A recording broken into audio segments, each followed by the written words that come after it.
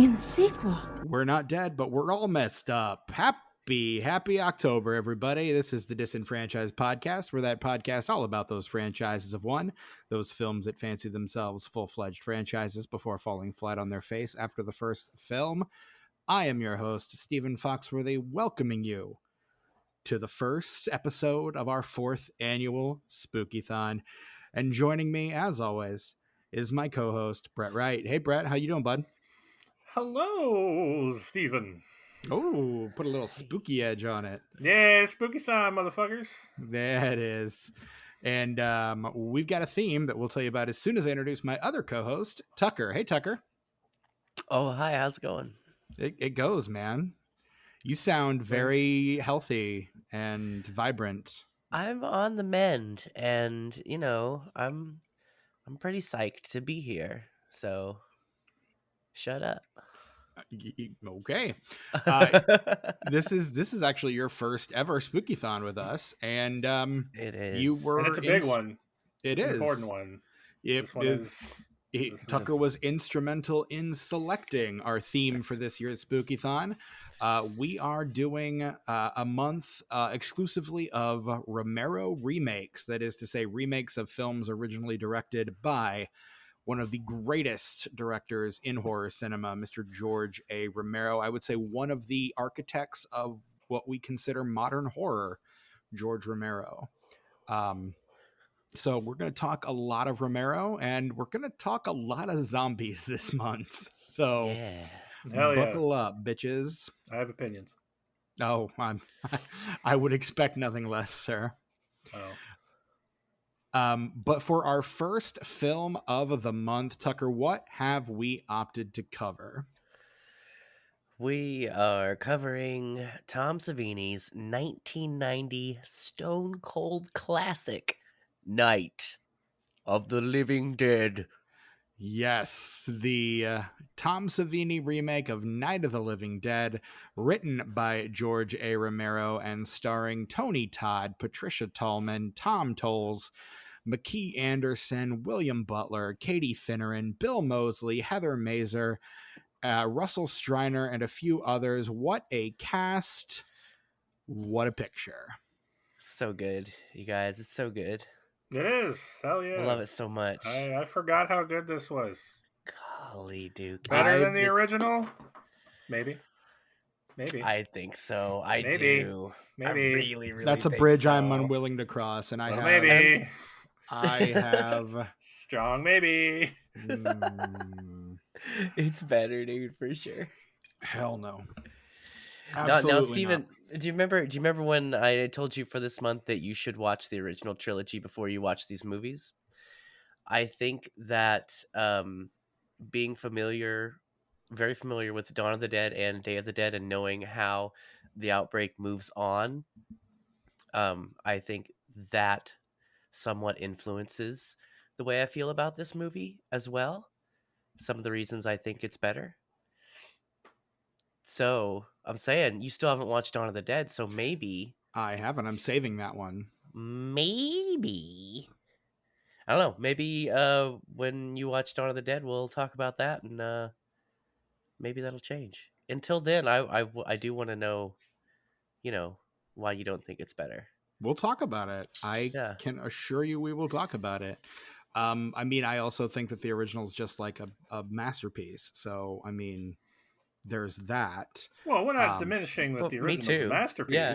I mean, I also think it's a masterpiece. But... I just don't think this is a masterpiece. So if I'm comparing a masterpiece to something I don't think is a masterpiece, then it can't be better than the masterpiece, can it?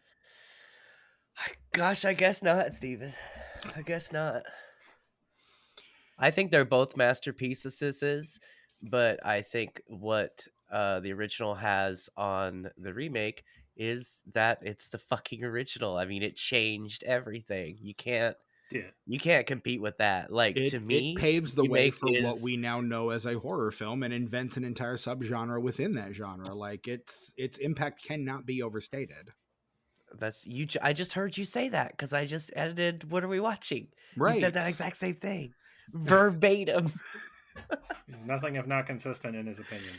But you're not wrong. You're not wrong. The only thing that the original has up on it, like I said, is, its influence. I think the 1990 version is a better film.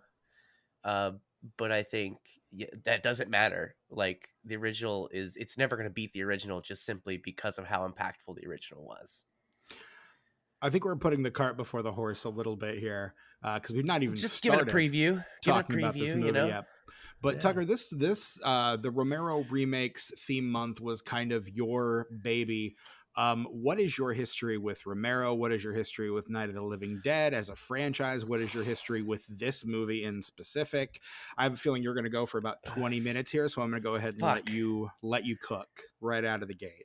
How long you got? Jeez. I mean, you and I are going to have to get to sleep at some point tonight. Brett's good for another few hours. Nah. The older you get, the less sleep you need, is what I've heard. Is that why I'm only sleeping 4 hours a night? I thought it was just the depression. Be it, dude. No, dude. It's because you're old, man. I'm old and depressed. What a beautiful combination. It's a good combination. Yeah, I'd rather be old and depressed than young and depressed, because you're supposed to be doing fun stuff when you're young, No, those days are over. Time to be depressed. Well, that's now I'm depressed. That's my lot in life. So that's what I said to myself on my 40th birthday. Well, that was fun. Time to be depressed. What an exciting and engaging life you must lead. Yay! So my history with this film, it goes into my history with a few other things. Mainly the original film, which was kind of the first real movie that I fell in love with in a mature sort of way. Because, I loved movies when I was a kid, but, when I saw Night of the Living Dead on Channel 4 at, 2 o'clock in the morning, when I was, probably 12 or 13, something clicked in my brain, and I was like, ooh, it's kind of like the first time I heard the guitar solo in Dazed and Confused by Led Zeppelin off of their first record. That was the moment where I was like, yeah, this is a thing I like. This is where I'm going. This is my path, So Night of the Living Dead was kind of that for me. That was the first movie to really light a fire under my ass to turn me into a horror buff and a film fan in general. Right. And I was thinking, actually, on Tuck Mugs, if you visit Tuck Mugs on Instagram, that's Tuck_mugs on the Insta, you'll see my most recent cup. My most recent mug is a mug that I got at a thrift store recently that has the little due card that they used to put in the back of library books that they'd stamp and tell you when it was due. And it made me think of when I first saw Night of the Living Dead. I literally rushed to the library and probably got 12 or 13 books about horror movies after I saw that movie, because I couldn't just get on my phone and be tell me, I want to watch 30 YouTube videos about horror movies and read the Wikipedia of all the big ones. And no, you had to work for that shit, man. hobbies were a lot more fun. I think, honestly, that's why fandoms are so shitty, is because they're babied too much. You have everything. It's all right there all the time. You don't have to work for any of it. There's no effort. It's not a reward. It's just expected. It's just there. It's entertainment. I get it. It's mine. I don't have to work for this. I don't have to put any time into it. I just have to consume it, And back then there was mystery and detective work you had to do, because if I hadn't gone to the library, I never would have known that Dawn of the Dead existed, Day of the Dead existed. I wouldn't know who George Romero was. I don't know. It was definitely a time and a place. This has been a very old man yells at cloud moment for you here. I still love the fact that you can access information at in the blink of an eye. I think that's great in some ways. But I just think hobbies were a little more personal back in the day because of the amount of effort that you had to put in them. Now, I saw this remake because I learned about it in a book I got from the library. I saw this remake. I rented it from the library. Actually, every subsequent George Romero film or related to that trilogy, I rented on VHS from the Warren Library. Nice. So I think I watched this remake. I think I saw it before I saw any of the rest of the original trilogy. And even the first time I saw it, I was like, well, they just, I don't know how they did it better, but they did it better. And I mean, it does make sense because it's pretty much creatively, it's all of the original people behind the scenes. You've got George Romero and John Russo working on it, George writing it, and basically it's kind of like we were talking about uh, producers like Steven Spielberg on not Close Encounters, on fucking Poltergeist. Right. I feel like Romero is kind of like that on this. This is Tom Savini's movie, but I feel like George was probably I actually from the commentary I know George was on set every day, Right. and he was pretty much kind of a guiding hand, maybe a mentor to Savini on this film. Like I say, it's still Savini's film, It is. And I but mean, I think that comes through in a lot of ways. It's a much more modern retelling of the original story for sure. In a it lot of ways, more than just in kind of the slickness of the filmmaking. yeah, and it does seem kind of timeless. Actually, I love that the remake. It really doesn't, outside of actually saying 1989 at the end of the movie. Like it could be the 60s, it could be the 70s, 80s, 90s. It's kind of timeless. And actually that's one of the creepiest parts in that movie is that warbly voice on the radio at the end Mm-hmm. where Ben's sitting down there and like laughing about his broken cigarette, and that Right. voice is on the radio talking about this day of 1989. I And think yeah, that is the same broadcaster from the original film, if I'm not no, no, no, mistaken. no. What you're talking about is Chili Billy, who Oh, is the okay. guy who is the television interviewer, Oh, and right. Okay, he's in the original and he's in the remake, and his daughter is the star of Day of the Dead. Okay. Yeah. So I think it makes sense that it's better because these guys had, you know, 20 years and some change to kind of sit on this story Mm-hmm. and figure out how to make it better. And I think in the ways that they changed it, all of them are 100% better. All the different choices that they made with this script. And it makes sense that they would want to do this remake and be enthusiastic about it because they didn't make any money on the first one. Like we mentioned Right. briefly in What Are We Watching? They didn't make any money on it because somebody like they got a copyright on the original title, which was Night of Night of the Anubis or something like that. I don't remember, but they got that copyrighted. But then they changed the title, and well, they didn't make any money off of it at all. I was going to say it was released and immediately fell into the public domain, which is just one of Yep. those kind of cautionary tale And it's sort of just a things. simple fuck up, and there's no Right. takesies backsies. Yeah. You know, That's kind you of the way don't get to change it. the patent system works, which is partly why this franchise as it exists is such a confusing one. Most people just kind of limit it to the ones that Romero directed. Some will expand it to the ones he had something to do with, either in production or screenwriting or both. And then, but there are so many hosts of, like, Dan O'Bannon's got the whole Return of the Living Dead kind of spin-off offshoot franchise, which is its own very different thing, but still greatly indebted to the original film. Well, that's Russo's take. Like when John Russo and George Romero started writing a sequel, they had very different ideas of what they Right. wanted out of it, so they decided to go their separate ways. And with that split, um, John Russo was allowed to use the name Living Dead. That was Right. his stipulation. So that's why you don't have Dawn of the Living Dead or Day of the Living Dead. It's just Dawn of the Dead or Day of the Dead. Then you have Return of the Living Dead, which is, I mean, it's kind of like the different timelines in Halloween and Texas Chainsaw.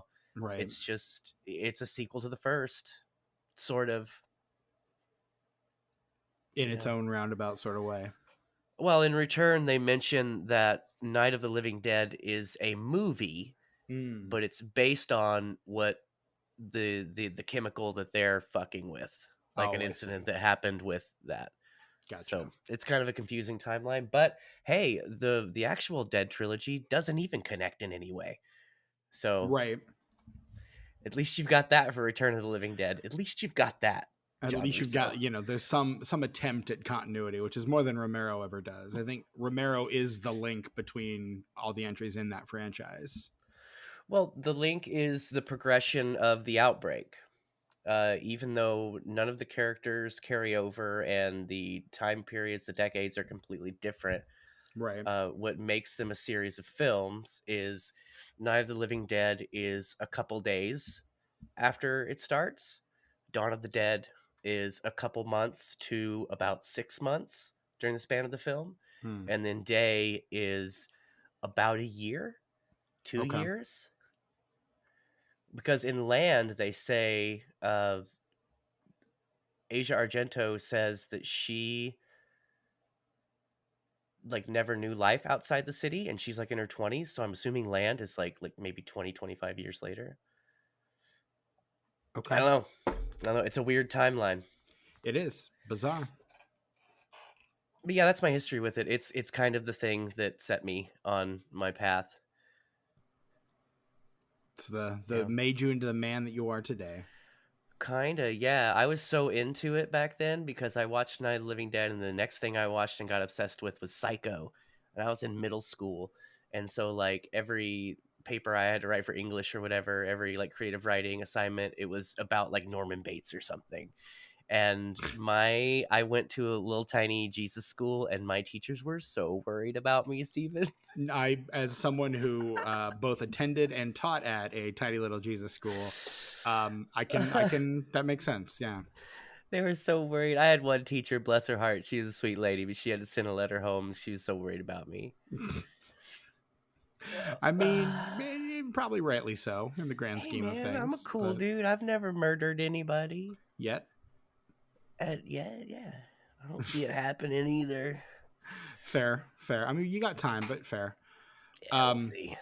Brett, what about you? What is your history with this franchise, with Romero specifically, with this remake in specific? Like, lay it on me, man. Well, this Night of the Living Dead, the original, was also one of the first horror movies I ever saw. And inspired my love for the genre. My father, who was a big horror fan, showed me all three films, as well as Halloween. Right. And yeah, they terrified me. They still are the one type of horror movie that does get to me a little bit, gets under my skin a little bit. I still have yet to unpack why that is. Interesting. But yeah, and I mean, I've been a fan my whole life ever since. And I would say the fact that it fell into the public domain is just one more thing that it gave the horror genre going forward. Because every single horror movie has it playing in the background somewhere. Yeah, they do. So, yeah, I love the original, and I think this one tells a better story. I like the way it's paced. I like the story better. It's significantly less misogynist, and I think some of the characters are more fleshed out too. Yes, also as well. Yeah, and it's just good. I just think it's neat. That's real good. It's real good. Yeah. And I first engaged with the original Night of the Living Dead just a few scant years ago. When I watched Fresh fish. I mean, this is to any more than casual listener of this show that comes absolutely no surprise. What? Exactly. Yes. But no, I was very late to the horror game, and so I've spent probably the better part of the last 7-8 years kind of catching up on all the classics that I missed. And so I caught this horror one. Dragon. Sorry? Chasing that horror dragon. Correct. Yeah, absolutely. And I mean, all of us have, those horror films that kind of activated us. And I guess mine was The Thing, John Carpenter's The Thing. But I came upon this one and I thought it was fine. And then on your recommendation, Brett, I also watched Diary of the Dead later that same month that I watched the original. And it's kind of one of those that I've been meaning to get a hold of, but Dawn of the Dead is just so difficult to get a hold of that I've never really engaged with it. But apparently it's on YouTube, so it's every cut is on YouTube multiple times. So yeah.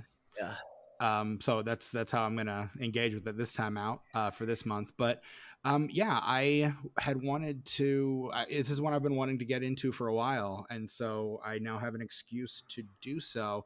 And I watched the remake. I think 2 days ago, or yesterday, or whenever we were supposed to record this thing initially. So yeah, that's kind of where I'm at, and I guess I've not lived with it long enough to think it is, the grand magnum opus of horror and cinema that you guys do, but I guess we'll talk about that. So, if I may, before we move on from talking too much about the original, an interesting fact, the day that all the Image 10 boys piled into a car and drove up to New York City to deliver the final print of the film and ultimately get screwed out of any money ever, was the same day that Martin Luther King was assassinated. They talk about that quite a bit on one of the commentaries I have on an old DVD has like pretty much everybody from the original cast and crew that's still alive. Right. And they talk about driving up there and hearing that on the radio, and it's just like they're just driving down the road and the whole world changes. And it's a really interesting story. Not really doesn't have anything to do with what we're talking about here. I just think it's really interesting. Neat. Yeah. I mean, it reminds me of that James Cameron documentary where he and Bill Paxton are like going down to like look at the Titanic, and while they're down looking at the Titanic, 9/11 happens while they're filming this documentary. So, yeah, that'll change things. Also, Dana Carvey heard about 9/11 while he was dressed as a turtle for the movie Master of Disguise, future episode of this podcast, Master of Disguise. How absurd. Right? How absurd. That story I did know. So there you go. Am I not turtly enough for the Turtle Club? And I don't know, that just that's literally the only even remotely funny scene in that entire movie, and it's incredibly disappointing because I feel like that movie had a lot of potential, and that's where it peaks there and killed Dana Carvey's career. We'll talk about it one day. We'll get into it one day. I can't wait. Maybe we'll do a SNL and SNL adjacent theme month or something. You guys, you just keep singing my tune around here, man. Golly. But yeah, so that is kind of our personal histories with this franchise. I mean, I've tried to do a Romero watch through a couple years ago during my October marathon, and then I had to abandon those plans because my life kind of fell apart. So didn't end up doing that. Yeah, as happens, as has happened to many of us throughout the course of the past few years. So, but yeah, some of us multiple times. So, and so it goes. But here we all are, and we're talking about 1990s remake of Night of the Living Dead. Starring a veritable who's who of like late 80s, early 90s horror icons. Are we talking about the cast now? Might as well. Let's jump into it. Boy. I mean, we got Candyman himself, Mr. Tony Todd. We've got Dog Will Hunt, Bill Moseley. At looking you're David gonna have a good time Cronenberg in Nightbreed. You're gonna have a good time when Bill Moseley shows up. He's a funny guy. For real. He got out of the car and I'm like, is that David Cronenberg? Is David Cronenberg in this movie? Did I miss his credit? And I was like, oh no, wait, that's Bill Moseley. But he looks so much like David Cronenberg in Nightbreed. The glasses do a lot. Yeah, and he's even got the gloves. He's got the gloves too. Like, I'm just like, holy shit, what is going on? But yeah. So yeah, I mean, the glasses are doing a lot of heavy lifting. It's the glasses, it's the suit, it's the hair, it's the whole thing. Except he's going, as Bill Moseley is wont to do, so much bigger than Cronenberg would ever go. But that's why you pay Bill Moseley. Like you want something big. So yeah, Bill Moseley does not do for half measures. But yeah, I mean this cast is pretty spectacular. I'm not gonna lie. Yeah, I'd forgotten that Tony Todd was in this film. I think that was the only thing I knew about this going in. I can't believe I had forgotten that, but it's pretty great. Yeah, I completely agree. Yeah. And I mean, yeah, we should probably wait till Tucker gets back. Yeah, that's what I was doing. That's why my thought kind of trailed off, because I didn't know. Interesting. That all is very interesting, guys. I really enjoyed everything you just said there in the last 45 seconds. All very informative, and I'm really glad to know it. Did we talk about Patty Tallman yet? Let's wrap it up, I guess. Yeah, I guess. Yeah, bring it in for a landing, I guess. That was a great episode, everybody. Well, good job. Check me out on Instagram.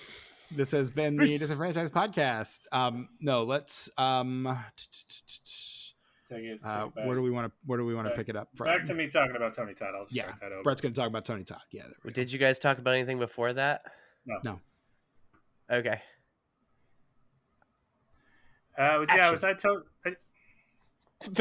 Sorry.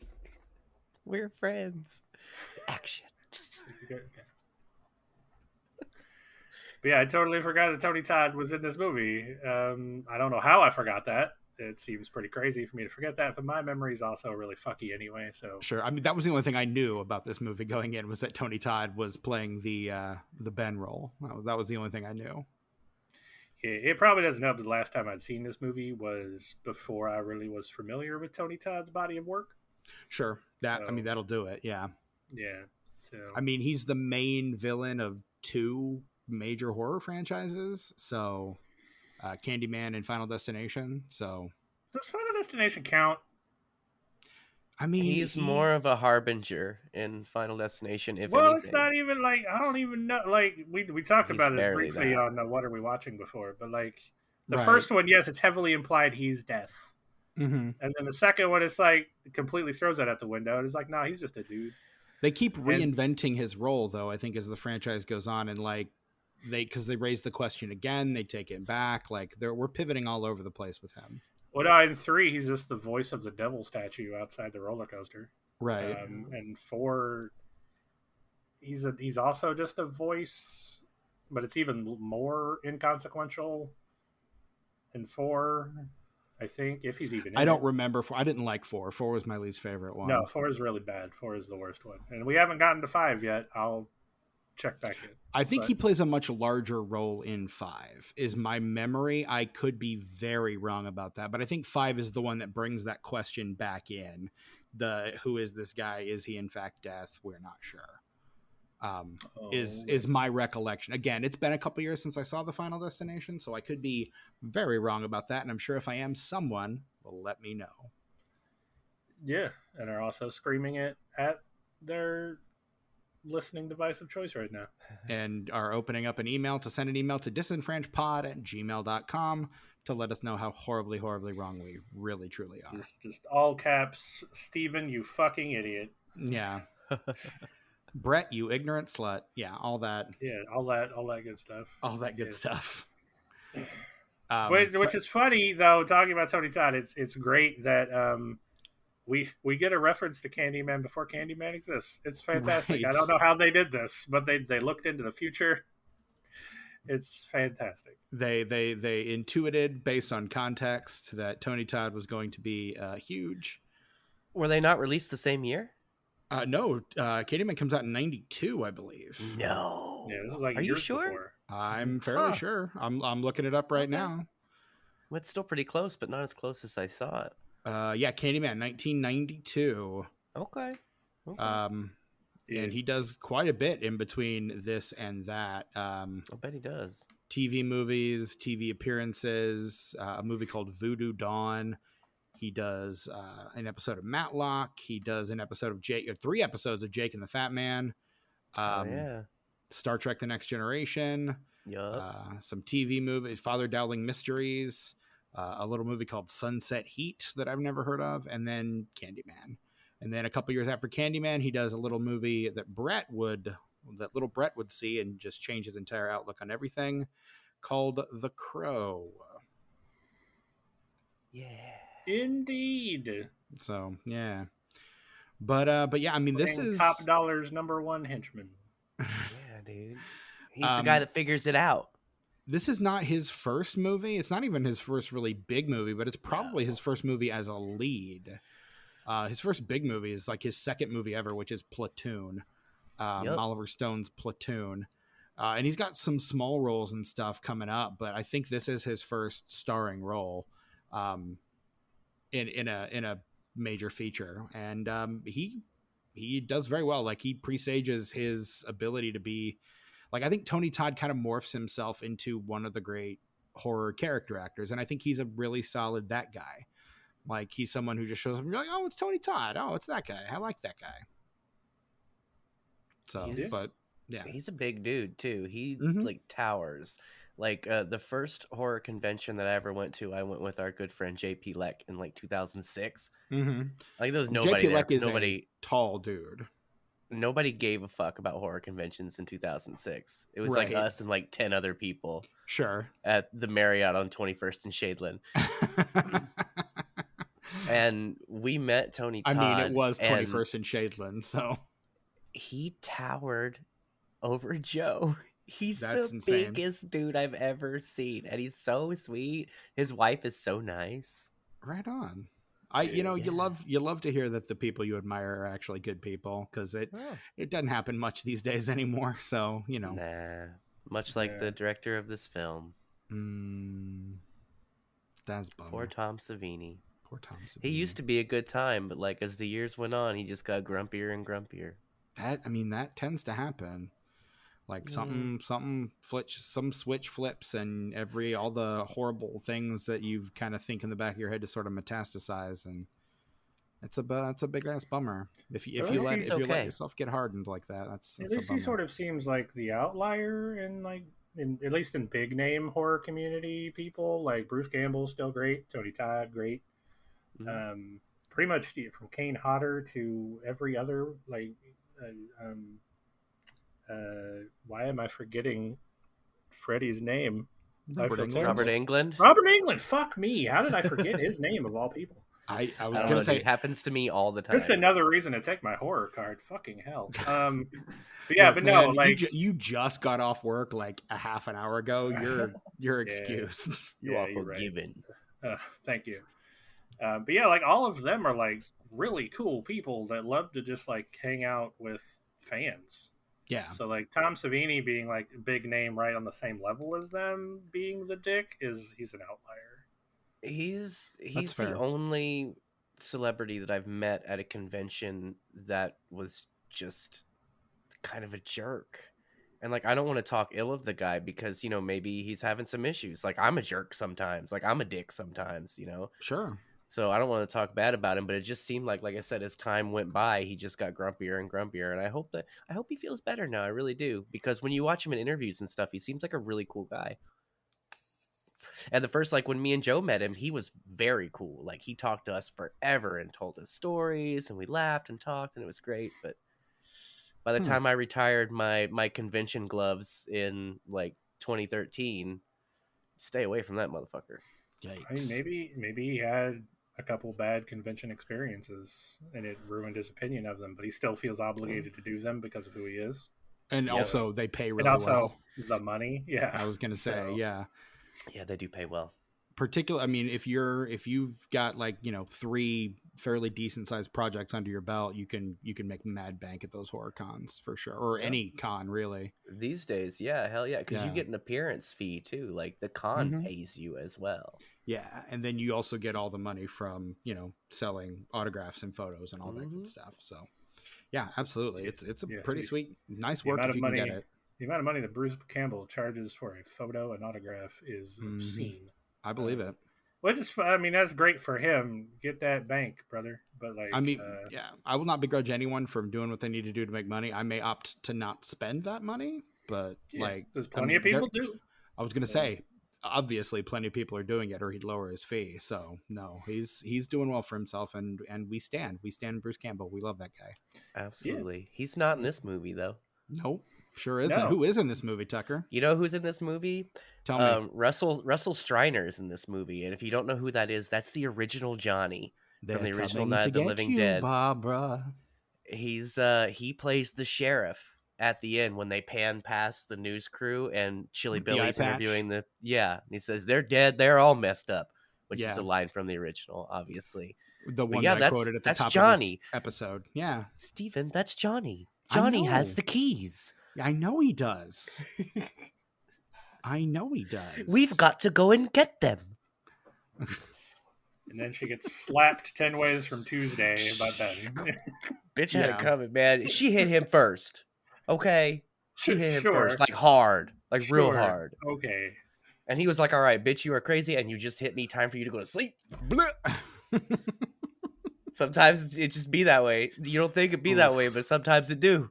Oof.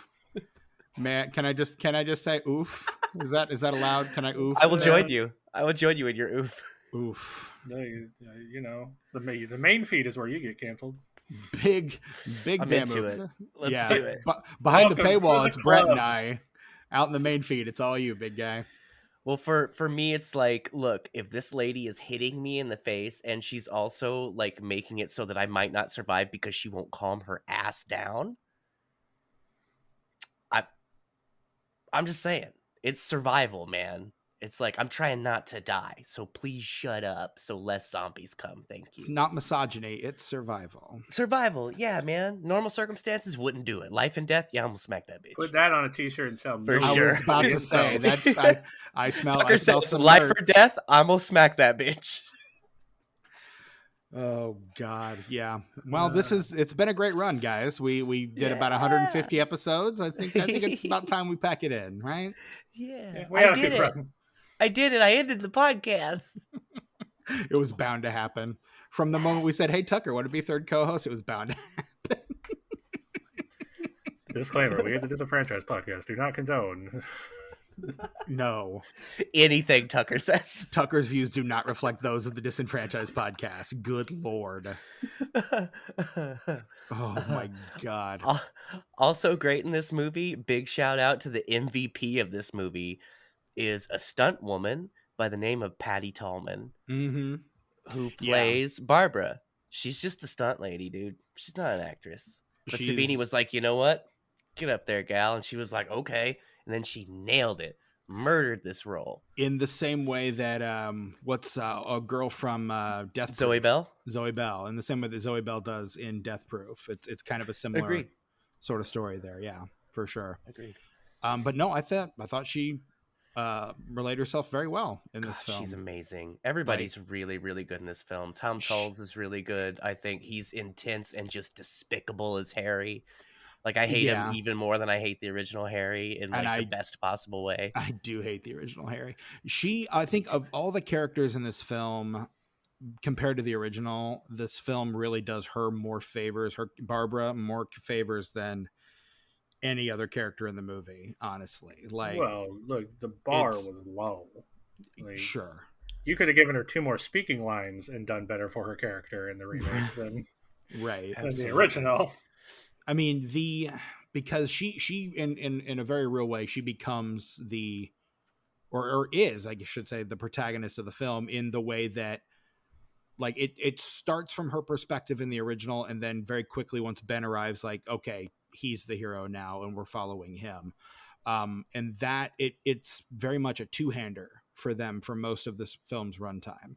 It's Ben and Barbara working together, and I think all of the like hero moments that Ben had in the original film, I think it gives pretty judiciously to Barbara in this version, which is an understandable but interesting decision, I think. I think it's interesting. Sorry, go ahead. No, I was just gonna say it's very much a modernization. Like you can tell it's a 30 years later, 32 years later, whatever, version of what their, or a 28 or whatever years later version of what that original film was doing, and it's very much a modern take, and it basically turns her into an action star by the end of the movie. Like she's the badass action hero. She's very much in the vein of like a Ripley or a T2 Sarah Connor, a very Cameron-esque heroine by the end of the film. The way that Romero put it in one of the commentaries that I listened to is that in the original, Barbara is the only character that's not a bickering idiot because she's catatonic. Right. In the remake, not only is she the only one that's not a bickering idiot, she's the only one that has a good idea. She's the smartest one. She's the one that gets out of it because you can just fucking walk past them, right, as she says, and she many times. And Ben shuts that shit down every time. She's like, all right, dude, let's see what happens. Now all y'all are dead and I'm still here. Like, what's up? Right. She just walks right on by. She does come back for Ben. But yeah, it's she and that is the thing that keeps her alive, which was, I think, from what I read, that was Romero's original intention for the first film, was to have Barbara be the lone survivor and not Ben. But I'm not sure why he changed that or why that was altered for the original film, but I think that's what he kind of put back into the script this time and allowed her to kind of stand up front.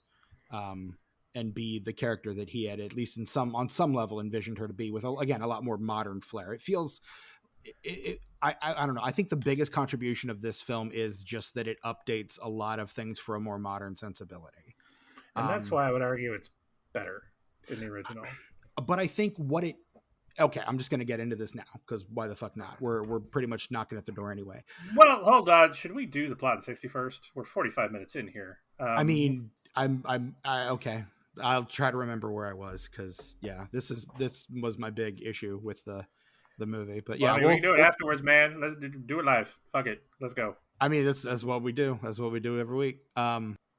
The plot in 60 seconds for the uninitiated is the part of the show where we recount the plot of the film that we're discussing. In this case, 1990's Tom Savini directed Night of the Living Dead, in 60 seconds or less. And to decide which of us will be recounting the plot in 60 seconds or less, Brett Wright, our very good friend Brett Wright, will break out the D6 of Destiny. He will assign each of us 2 sides and roll the dice, which will determine which of us will be reading the plot. And I will say it is usually me, so we'll see if that differs at all. But Brett, who's got what sides? I don't fucking know. I'll be 1 and 2. Tucker gonna be 3 and 4. Steven, you're 5 and 6. Let's do it. That's 3. No, sorry, 4. Sorry, 4. It's a 4, not a 3. It's a 4. That's just me all over. It's Tucker either way. So yeah, either way it was you, I suppose. Let me go ahead and throw 60 seconds on the clock here. It was always me. It was inevitable. You've been here the whole time. Yeah, dude. All right. The dice are being rolled inside the house. The dice rolls are coming from inside the house. All right. I have 60 seconds on the clock. I will give you the 30 and 10-second warnings, as I usually try to do. And your time begins when you do. Johnny and Barbara are going to the cemetery to put a wreath on their mother's grave. And Johnny's making fun of Barbara because he's kind of a dick, like a lovable dick, but he's kind of a dick. And then this guy comes up to them and you're like, oh shit, that's a zombie, because this movie's called Night of the Living Dead. But nope, fake out. The other guy is a zombie and he straight up murders Johnny, and Barbara runs to this house, and then Ben shows up and they kill a couple zombies, and they start boarding up the house, and then Mr. Cooper and Judy Rhodes and fucking what's his nuts come up, and they're like, what? And then they all start fighting, and 20 seconds. fucking Harry's got a bitten kid in the basement, and they fight and they fight and they fight and they fight and they fight, and then eventually the zombies get in 10 seconds. and everybody dies, except for Ben and Harry, and Ben eventually dies, and then Barbara shoots Harry when she gets to the house at the end. The end. The end. I'm sorry, you're incorrect about one thing. What's Did not that? kill Johnny. That was a Johnny dummy. That was not actually very Johnny. obviously. That was fake. I don't know what happened to the real Johnny there, but swapped him out. Some sort of magical body swapping technique. I mean, you can tell it's him because of the glasses, though. That's really what we're, If you focus on the glasses, you're good. Mm-hmm. I mean, that's how it works in anime. They just make a copy, an exact copy. So you never know. And we all know this movie sticks very closely to those anime tropes. You damn right it does. So anyway, I guess the one thing I think this remake lacks that the original had is any sense of like a social commentary or a social awareness, which I think is one of the things that this franchise continues to do very well from the first entry. Like Tucker, you mentioned at the beginning of this episode, they delivered the print the day that Martin Luther King Jr. was shot. And the original, that first movie, has a lot of very both implicit and explicit racial over and undertones to it. The fact that, for the first time in a movie like this, you have a black protagonist. The way that the movie ends is very, very racially charged. They actually cut the scene that is homaged in this movie with the zombies, the lynching of the zombies. That was something that was in the original film, and they cut it because of the strong racial tensions of the day. Like that's all part of that. But this movie doesn't have kind of any of that. And I think it swaps out like the cynicism, I think, that would become kind of come to permeate the 90s. Like that kind of cynicism coming off of the 80s into the 90s, the disillusionment with the Reagan era and all of that, moving forward. I think that movie, like, it swaps out the social commentary and the social element that, again, is such an embedded part of this franchise, and switches it out for just this kind of cynicism, which I didn't like. Like, part of me as I was watching this movie is trying to reckon with why this exists. Like, what is the point? What is this movie trying to say? And I think it's just it and again, you guys can tell me where I'm wrong on this, but it felt to me at least that it existed simply to make a more modern version of the original film. Like there wasn't kind of an overlying larger social theme at play. It was just, hey, I really like the original movie, and wouldn't it be cool if Barbara were an action hero? And again, I'm probably way off base on that, and I look forward to you guys telling me why.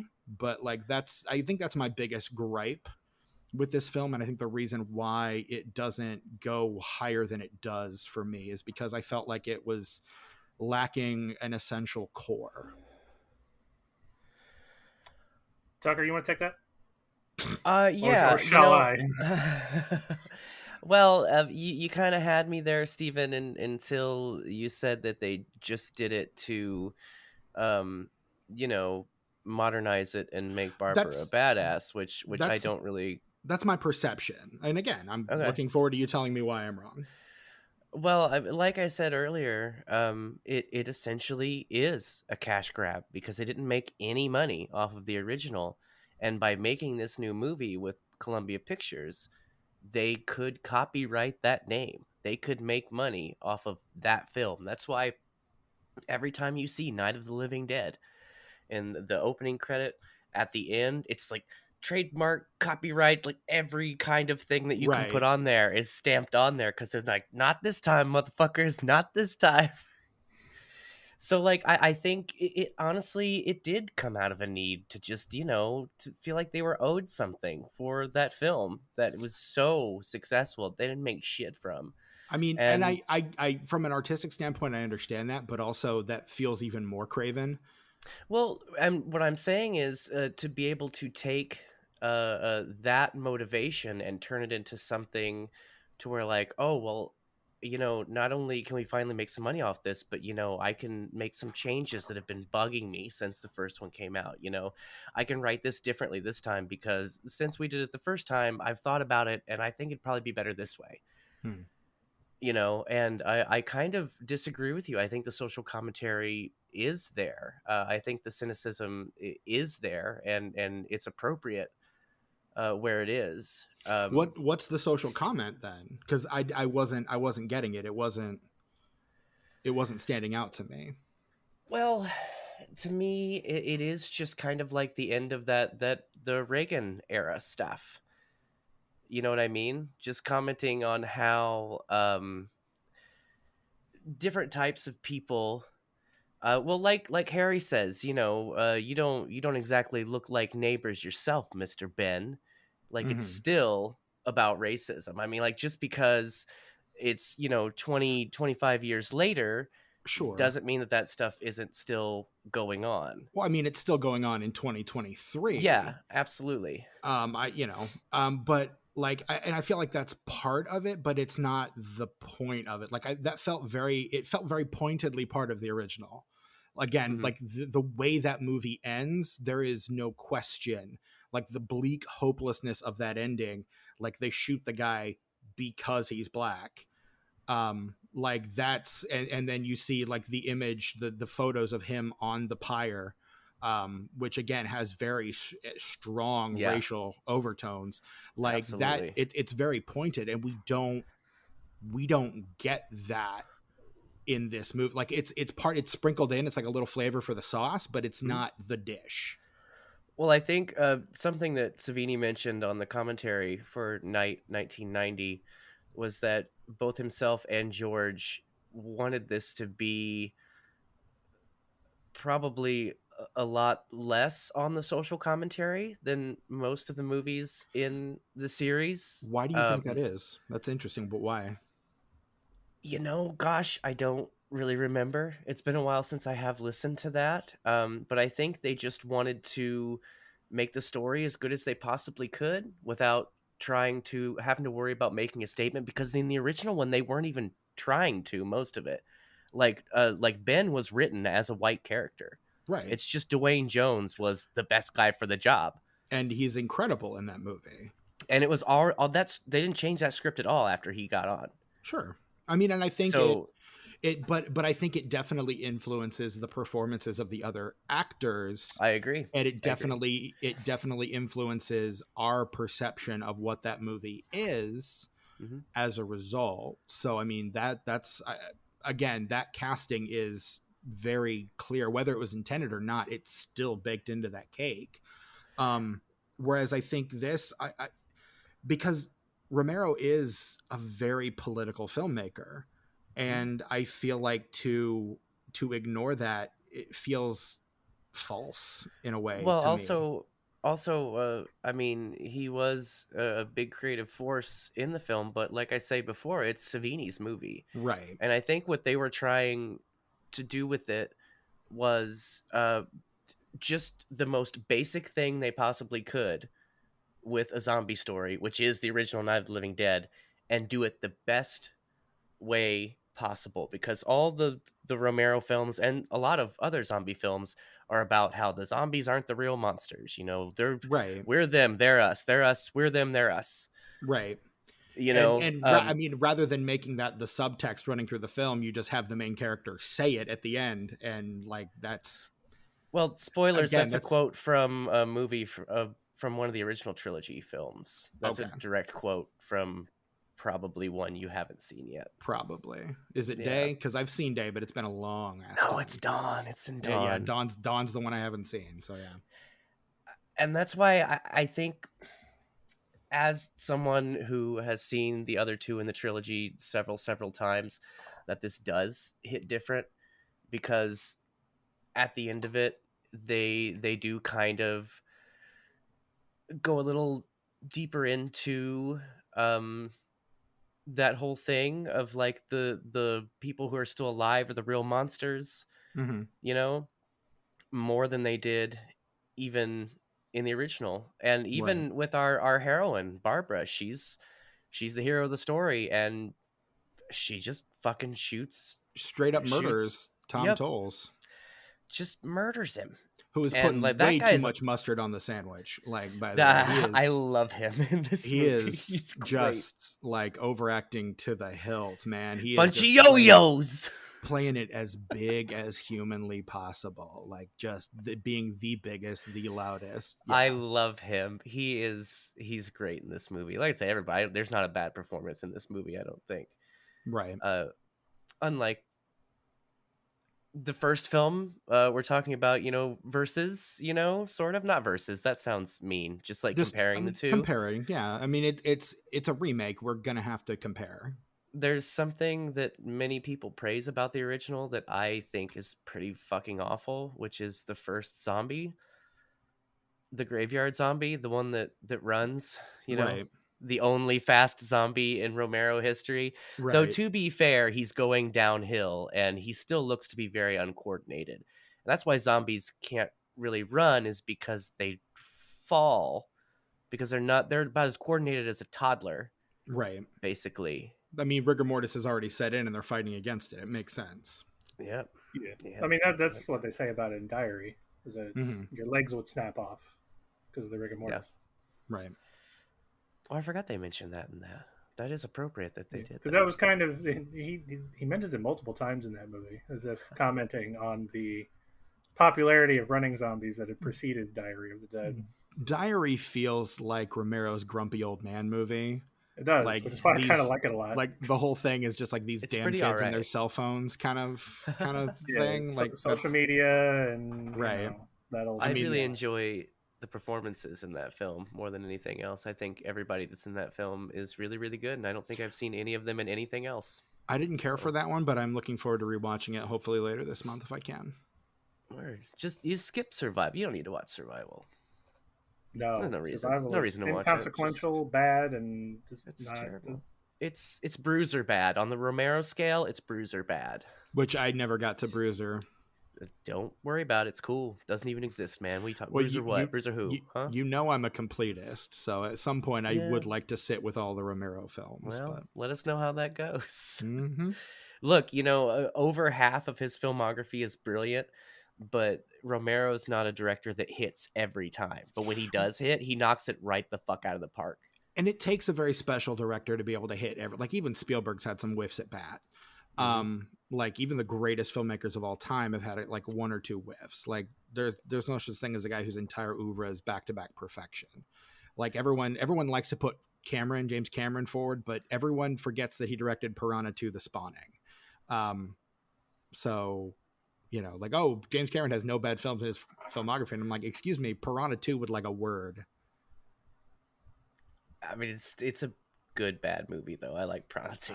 Look, as schlocky Corman stuff goes, it's probably better than most, but I think it makes it even better that when you know that it's James Cameron too, right? You can just be like, this is wow. And he was so sick during the filming of that movie that he has a fever dream at night about a robot with a knife, and that's where Terminator comes from. That's where he gets the idea for Terminator, is on that when film. You get a glimpse into the nerdy pasts of these consummate professionals and masters of their crafts. Right. I love it when you watch Dementia 13 and you're like, oh, Francis Ford Coppola, you silly bastard. I love you. And so many of them so many of those great people that came out of the 70s, 80s get their start with Corman. Like Corman's the guy that Corman, gives, like Dante, Ron Howard, Francis Ford Coppola. I don't think Marty got his start with Corman, but like so many of those guys started there. Jack Nicholson. Little Shop of Horrors. Even Trauma is the same way now with James Gunn. Yeah. I mean, popping out of James there. Gunn is James Gunn feels in a lot of ways like the guy that got out, but yeah. I could see that, yeah. But yeah, Night of the Living Dead. Yes. But yeah, so yeah, for me, I guess it feels like I don't know, it feels like a bit of a betrayal on Romero's part. And again, point taken, it's not his movie, it's Savini's movie. But by the same token, like I would have liked for this film to have more of a social edge to it, like the rest of the franchise has up to that point. Yeah, no, I can dig it. I completely understand that perspective. But for me, I still like it better because that stuff is still there. Sure. And I've seen the original, so it's implied, honestly, for me. Like, I can get where, like, you separate it, but for me, it's like I've seen the original, so it's like when you watch a movie and read a book and, like, you know, or the other way around, where if something's not in a movie that's in the book, but you know about it, you still kind of put it in your brain, it's still in the movie, it affects the movie somehow, you know what I mean? It's the same way with these two films. Like, the original, yeah, it affects the way that I see the remake, and it's definitely a reason I like it better because it builds upon it, you know?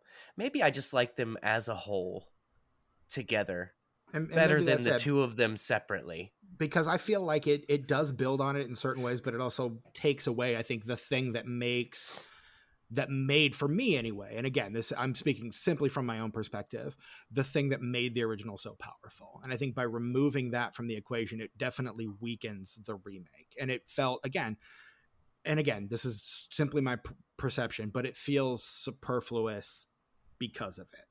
Like I couldn't, because and I've said this before, but I feel like genre fiction and horror in particular is in such a prime spot in the entertainment industry to comment on the world the way that it is in a very pointed and direct way that other Similar genres, to comedians, right, that other genres simply cannot do. yeah. And that this film does not lean into that even a little bit feels like a missed opportunity, again, to me, for me, but it feels like a missed opportunity. I get that. I respect that perspective and totally understand it. I respect it. I obviously don't agree, but I respect it. Fair. So what puts this one over the edge for you guys then? What makes this the better film? Well, for me, convince me. It's I mean, it's what we've talked about. It's how it builds on the story. Like it expands it, it updates it. I mean, it just like choosing to subvert expectations whenever it can, which I think was another argument I was going to make for why it doesn't lean so heavily into the social commentary, just because that's probably what you were expecting it to do. Right. It's like the scene we talked about at the beginning with the fake out zombie. It's the whole movie right there, man. You've seen the original. Keep that in mind, but also enjoy this shit. And actually, you're going to enjoy it more because you've seen the original and you're expecting one thing, and we're going to give you the other. Because like it's it sprinkles in the social commentary. Like something we didn't mention is Ben talking about the scene in the diner that he escaped from. Like, right, a dude just randomly has an assault rifle. That feels like a bit of a commentary. Welcome to Reagan's America, everybody. They're shitting on rednecks and gun owners, and that whole speech is just shitting on rednecks and gun owners. And then they shit on them more at the end of the movie. It's great. Yes. Yeah. Right. So I mean, if anything, it's commenting on your red states. But I don't think Romero loves Hicks too much.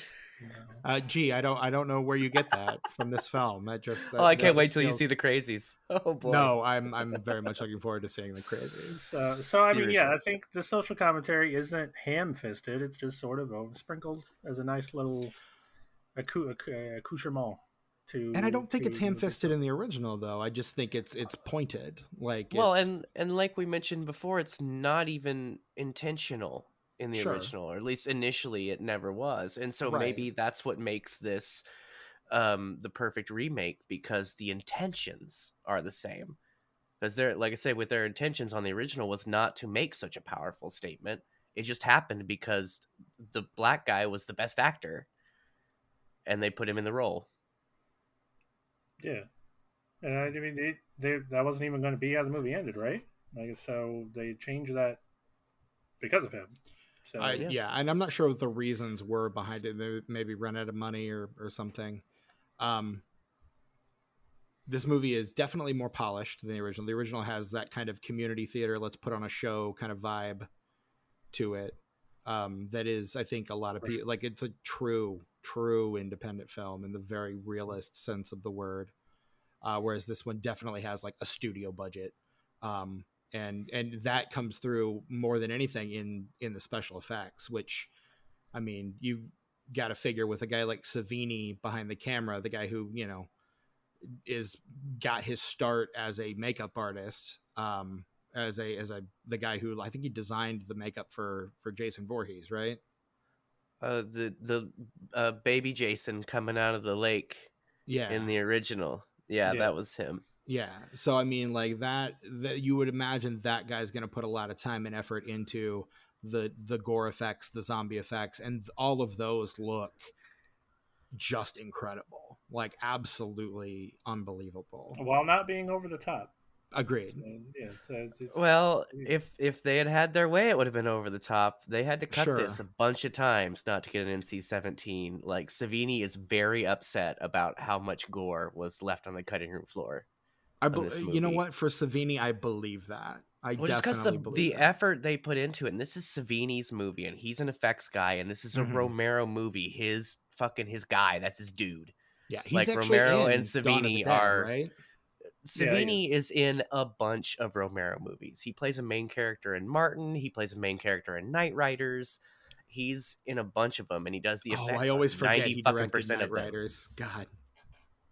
Oh, Ed Harris at his best. I love that fucking movie. Ooh, I love that movie.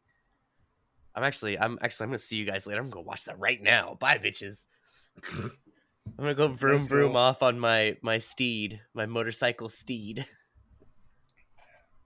Now without getting your blood pressure checked first, though. Yeah, I should probably do that first. Yeah, totally.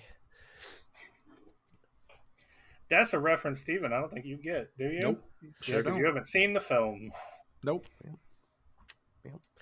You'll get there. I just know I know the poster, and I know the poster looks completely ridiculous, and I kind of love it for that. Yeah, I love those pastels for sure. Like those earthy pastels. Yeah, it's good stuff. But yeah, like you figure Savini in the director's chair, you're gonna get some blood, some gore, particularly because the zombie effects in the original film are just like a lot of eye makeup and like maybe some white pancake, which kind of makes them look a little starker on the black and white film. You've got some pretty good looking squibs in the original. Okay. You've got fresh guts from the butcher in the original, briefly. Right. And then you've just got standard like latex and makeup appliances, which were done by Russ Streiner and his wife. Russ Streiner, who played Johnny, right, and his wife, I can't remember her name. She played Cooper's wife. But they also did all of the makeup effects on the original film. Okay. There's like 6 people in that movie that did everything. And the rest were extras. And that's, I mean, look, I've seen movies get made that way. Your boy John Russo, co-writer of Night of the Living Dead, person we have mentioned many times during this podcast and the What Are We Watching episode we recorded yesterday, is the zombie whose eyes move after he's dead. The one he's laying there, and then Ben grabs him by the feet and pulls him, and right before he does, he's like, "Oh man, how do you leave that in?" Well, look, I was scrolling through the trivia for this movie. There are so many mistakes. There are tons of them. That was most of the trivia. Was like, here's where a boom mic is in the shot. Here's where this guy's eyes move. He's supposed to be dead. Yeah, it's. Yeah. Is he dead? Is he dead? I mean, I don't know. Is he dead? Is he I dead? love Barbara in this movie, man. Ooh, she's intense. She's great. I love it. Yeah. She's fantastic. I wish we could have gotten an entire series of And that's the main character. I feel like that's the missed opportunity here, is that you build Barbara into kind of a badass heroine in her own right, and then we don't do anything with her going forward. Like, I can see her being a focal character within this franchise and going through the events of maybe the next two films in that character, but this spoiler, this movie made like no money. $1, I think. It barely made back its production budget. So like this was not going to get sequelized. This was not fairly well received upon release. So not super popular on home video either. Not, I mean, people who like the original, people who are horror fans, most of the time like this movie. It does okay, but I mean, I don't think they've ever really made much money off of this, unfortunately. No, zombies hadn't become a thing yet. Considering their motivations, and then to just not make shit off of it, that's gonna suck. Right. So I think the zombie craze begins again with it's 28 Days Later, right? Which those aren't even really technically zombies. What comes first, the Dawn of the Dead remake or 28 Days Later?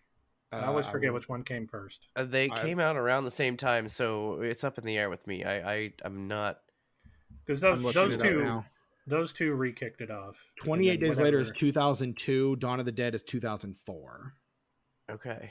So 28 Days And Later, then, which they're not zombies in 28 Days Later because they're not dead. Right. That's why it's okay that they run, because they're not dead. They're infected with rage. But their bodily functions have not shut down. No, they're close enough in the public perception that they kind of get labeled that way. Yes, I'd say they're zombie adjacent. Yeah, they're definitely zombie adjacent. Similar creatures, very similar. You go ask random Joe Schmo on the street, he will say they're zombies, and will not give two shits otherwise.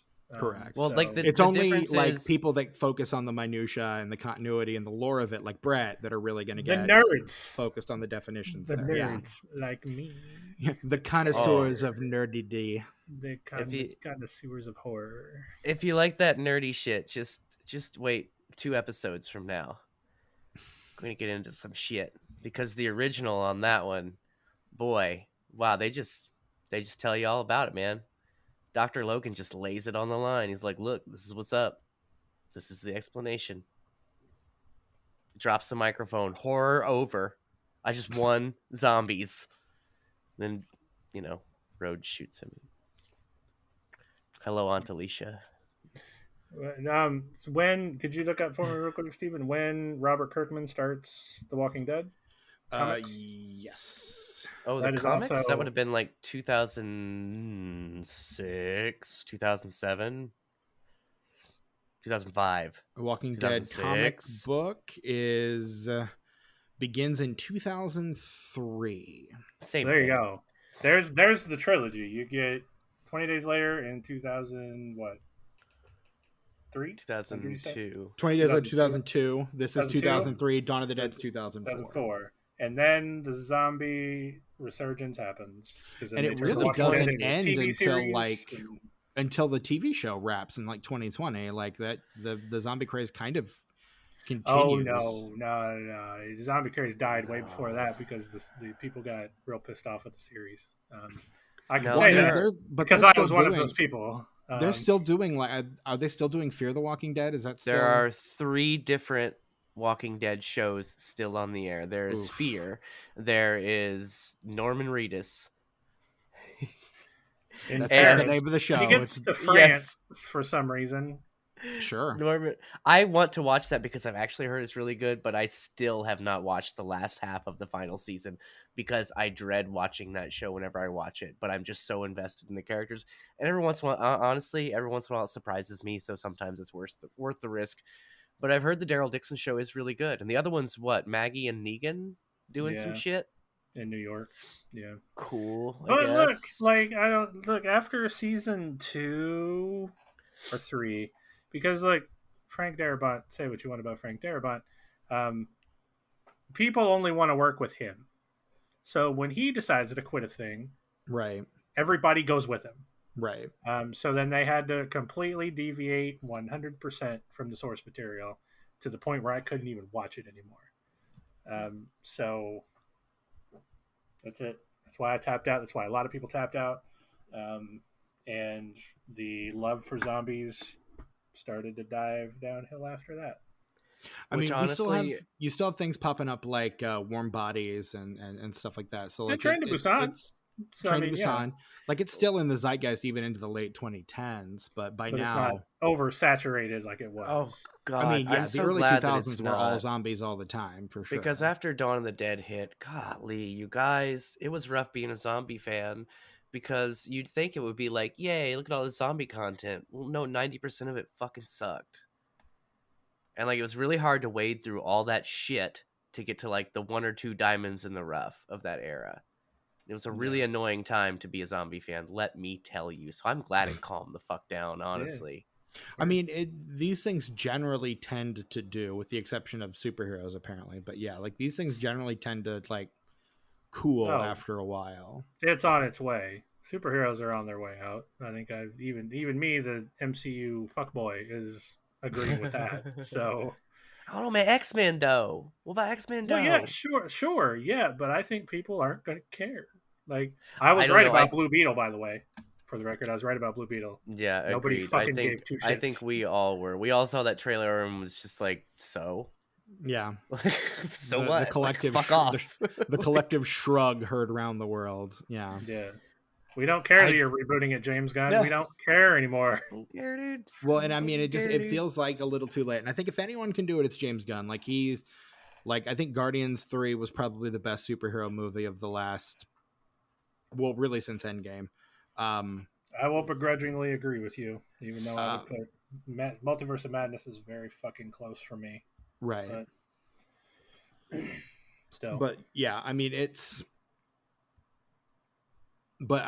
I think because Gunn, I think, understands more than anyone else at Marvel that you have to have a good narrative if you want to sell a movie. And I think there are some things that were in like too far down the pipeline before he came in that he just kind of had to promote, like Blue Beetle and The Flash, that he didn't really have any stake in, but felt the need to push because they were connected to the thing that he was just taking charge of. So shit, we still got Aquaman coming out. Yeah, we do. I saw the trailer for that in front of Saw X. And did you shrug? How hard did you like dislocate your shoulder shrugging? I just probably would have. I was just kind of like shaking my head in bewilderment. Like, I mean, I loved the first Aquaman. It's probably my favorite of the DCEU films. Not even Patrick Wilson could save that for me. I mean, there's an octopus that plays the drums. Like that's one of those in Little Mermaid too. That doesn't really mean anything. And yeah, but does a Little Mermaid have Julie Andrews playing a giant sea monster? No. Fuck you, Steven. Why'd you Julie Andrews refused to be in Mary movie. Fuck. Julie Andrews refused to be in Mary Poppins Returns so that she could play the Kraken in Aquaman. Never forget. Hey, but you know what we got instead of Julie Andrews in Mary Poppins Returns? Angela Lansbury. A cameo from Angela Lansbury. And real ones know that even though she had nothing to do with Mary Poppins, it was a fitting cameo. Sure. Only the real ones. I mean, look, I believe it, but I mean, that's kind of one of those, this cameo was clearly designed for someone else kind of things. Oh, I have very complicated feelings about that movie. We'll talk about it on Unfranchised someday. I demand it. I don't care when. It could be 10 years from now, but at some point we have to talk about it because I have a lot to unpack. 10 years sounds good. A lot. I'll be just in time for my Howard the Duck rewatch. Yeah. And then we'll all watch Popeye together. Popeye. I love that movie. And I'll love it for some strange reason. Yeah, it'll finally, Brett's movie opinions will finally become evolved enough that he can appreciate Popeye. Wow. Wow. Well, it's been great. I love my tenure with this franchise podcast. It's been fun, everybody. I'm out of here. Good night, everybody. Just watching our boy Brett grow. This is like the 5th time we've canceled ourselves in this episode, in this recording. Good job, everybody. We did. It's the first time one of us has canceled ourselves willingly, though. Sure. I'm out. Brett, that's not even the worst thing I've said about you on mic. That's true. You're right. So I know this isn't going to be the thing that makes you leave. I love you, buddy. I love you too. You love me. All right. Well, while you guys are making out, fuck you, buddy. I love you too. While you guys are making out, I'm gonna talk about the score. I'm intensely fond of the both of you as well. So I really like the score in this movie, you guys. I really, really do, because it's like super low key and it's not even really melodic. Mm-hmm. It's almost, but it's like it. I don't know how to explain this, but the score in this movie sounds like it just belongs there. Like if you were there and it weren't a movie, like for somehow if that were playing in the background, it would be fitting. Mm-hmm. You know, I A really great love it score because is one that just sort of blends in, like it's and meant this to be one there. really does. And when you do notice it, you're noticing how well it just blends in with the rest of this And the movie. times I noticed it were the times where it's paying homage to the original, like with like the Oh. synth stings and like Yeah. just I liked it a lot. And that wicked guitar riff over the end credits. Which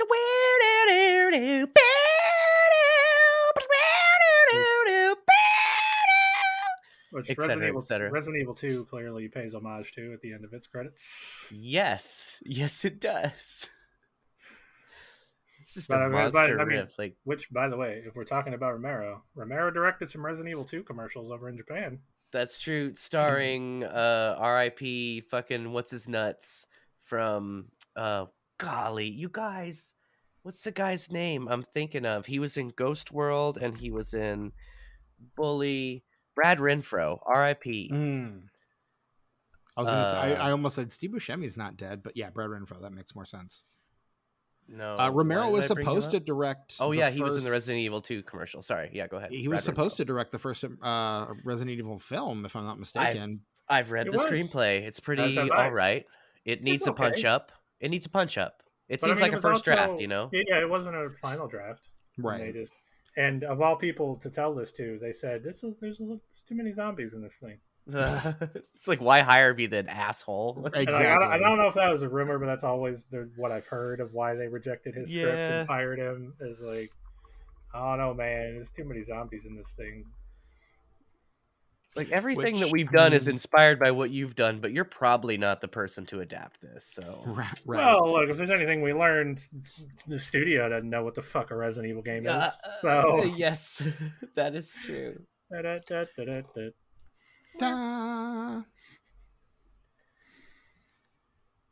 Yeah. So, which I mean, and that's about all we'll get into the corner because, like, I don't want to talk about every zombie game ever. That would take a day or two. No.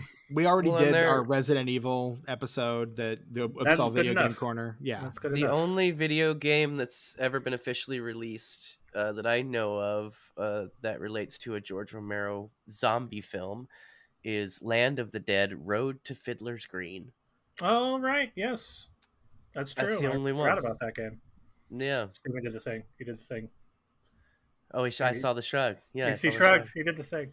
For a while there, playthroughs of Road to Fiddler's Green were very popular on Twitch. There was a time. It was a time and a place. Yeah. That was during the PS2, Xbox, GameCube era. During that generation is when that game came out. The early days of Twitch. No, that's when the game came out. That's not when it was popular on Twitch. It was popular on Twitch like 2 years ago. No, that's just randomly. Weird. Yeah. All right. Yeah, because it's notoriously bad. But if you own the DVD of Land of the Dead, there's a trailer for it before the movie. So that rocks. It's a first-person shooter, so cool times. So yeah. Any final thoughts on Tom Savini's Night of the Living Dead before we move into the box office? Yes. This movie's really cool and I like it a lot and it's like one of my favorites. No, that's not what I had to say. What I do have to say is kind of a bridge gap between the two films. There was a version of the original Night of the Living Dead. Again, just a random fact, but when else are we going to be talking about Night of the Living Dead? I feel like I need to get all this shit out. I have this remixed version of Night of the Living Dead called Night of the Living Dead Reanimated.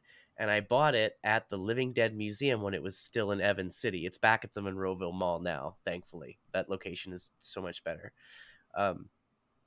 But when they had it in Evan City, I bought the DVD, and every scene is done by a different animator. It's kind of like the RoboCop remake, not the RoboCop remake, but the one where like a different director did a different scene and everything. Like the styles and budgets varied wildly. It's the same with this one. It's everything from like 2 frame per second, like paper animation, to like really good stop motion, to some pretty nice hand drawn stuff. It's just really, I wouldn't say that it's good, but it's really, really interesting. That reminds me of something that, I mean, I don't really condone AI, but sometimes it's used for cool stuff. Um, Somebody at some point went through and did, they used AI to create what would Resident Evil 2 look like as a live action Romero zombie film. What would Resident Evil 3 look like as a live action Romero zombie movie? It's really fucking good. That's cool. I don't know how. I mean, look, it's AI, so I shouldn't really ask. I don't know how it does that, but I don't want to know, man. I'm scared. it nailed it though. The aesthetic, the look, like it has the same sort of like cinematography look to all of the pictures that it created. Like it looks like a lost Romero zombie movie. Now, when the AI is taking over and a robot is like filleting you alive, you'll be like, "Oh man, at least that the Romeroized Resident Evils were really cool." No, that'll spare me. I complimented it. I'm always nice to machines. I don't even yell at the automated system on the phone, because when they take over, they're gonna remember that shit. They're gonna be like, this guy, he's never hit a computer. Unless they delete that memory to make room for more relevant data. Nah, dude, I'm a special boy. They're gonna remember me. I'm just saying. Word.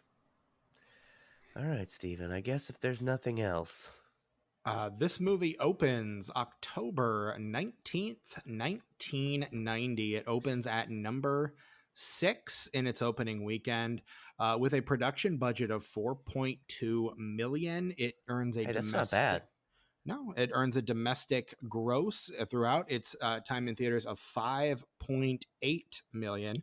So again, just barely makes back its production budget. Its opening weekend, it opens at $2.88 million in its opening weekend. Again, opens at number 6 behind in first place in its third weekend. So already not boding super well. Is a little movie called Marked for Death. I don't know what this movie is, but apparently it was a thing. What if someone were marked for death? It's, you know what? The reason I don't know it, it's a Steven Seagal movie.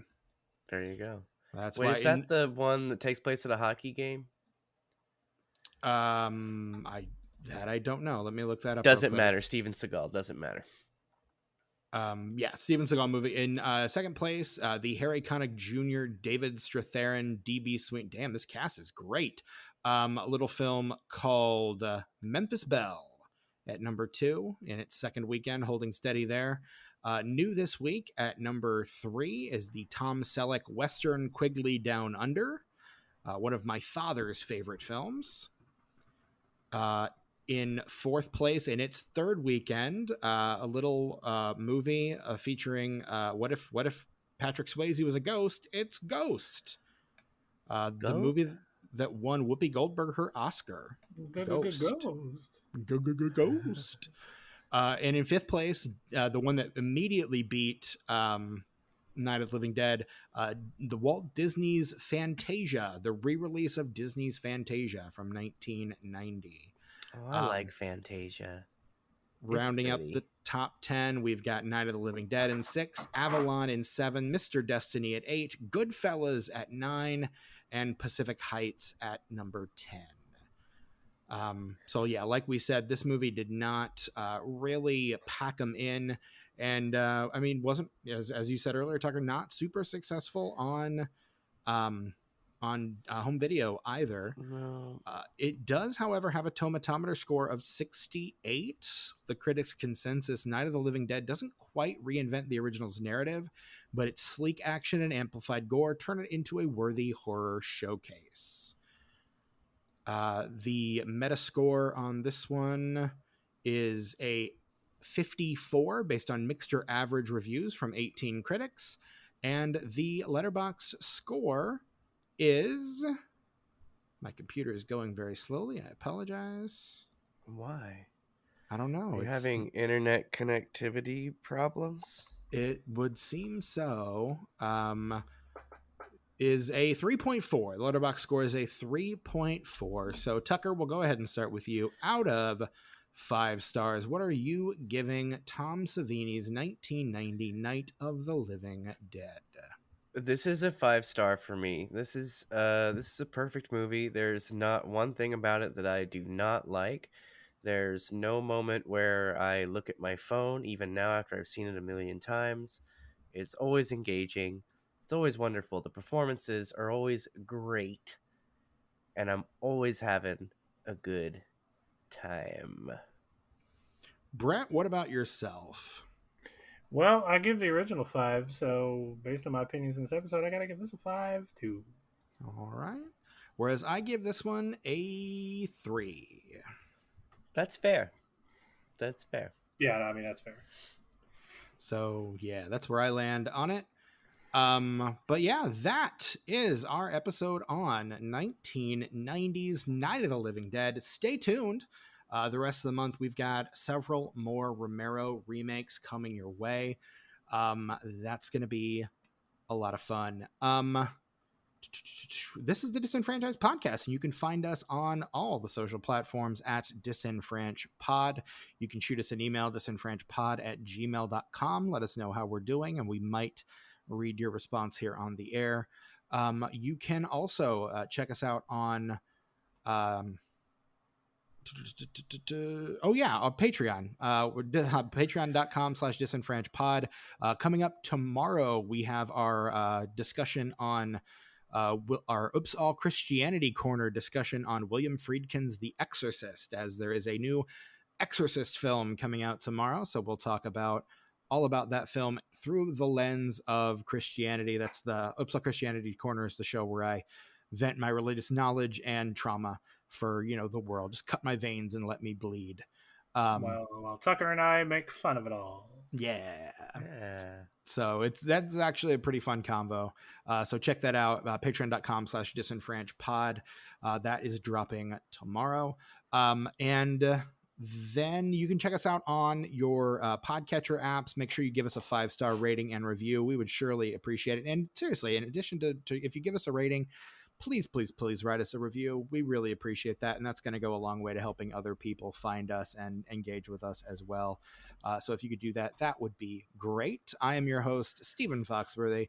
You can find me on Twitter, Instagram, Letterboxd, and Blue Sky at Chewy Walrus. Brett, where can we find you on socials these days? You can find me on Instagram and Letterboxd at sus_warlock. I recently just posted my entire Saw franchise ranking. Check it out. Yeah. As soon as Tucker watches those movies, we'll have to do a disenfranchised on all the Saw stuff, hopefully before the month is over. Into it. And Tucker, where can we find you on socials these days?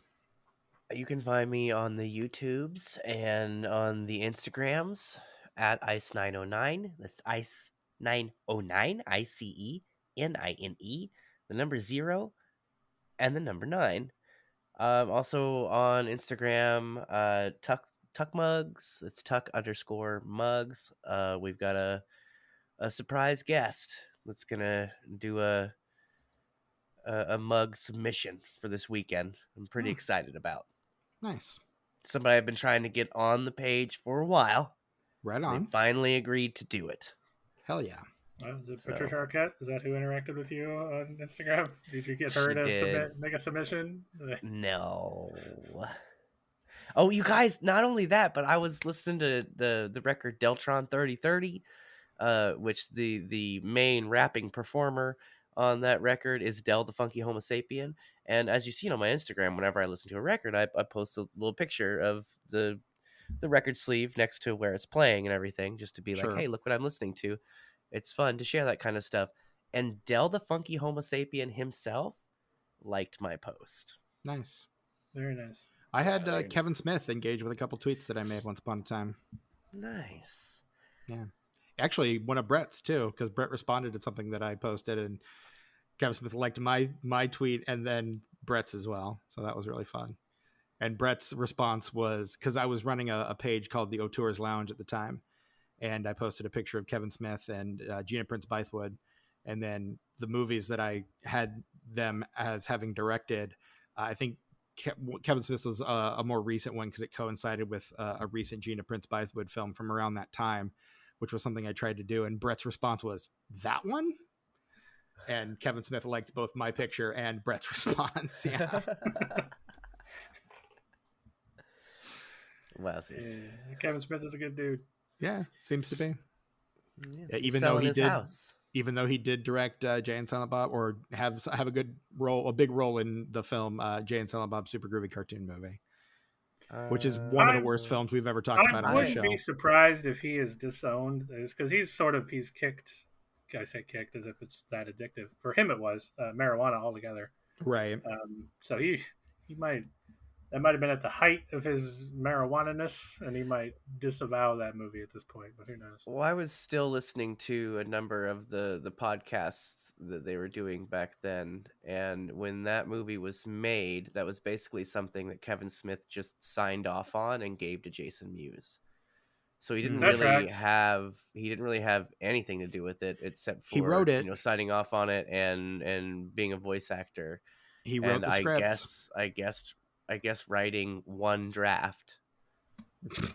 Yeah, it feels very much like a first draft kind of movie. Oh man, it doesn't matter how you would have written that movie. The Stark tunes just kill it, man. The animation sucks.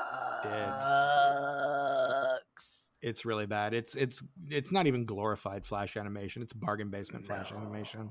It's like Flash animation from 15 years before the movie was made. Like, they're making it on like a Packard Bell 486, I think. Computer joke. Hi, bleep bloop. 0011111011, etc. Hilarious. I got it. Yeah. All right, and that is all she wrote for the first episode of our 4th annual Spooky-thon. This has been the Disenfranchised Podcast. I am your host, Stephen Foxworthy, from my co-hosts Brett Wright and Tucker. Until next time, we're coming to get you, Barbara.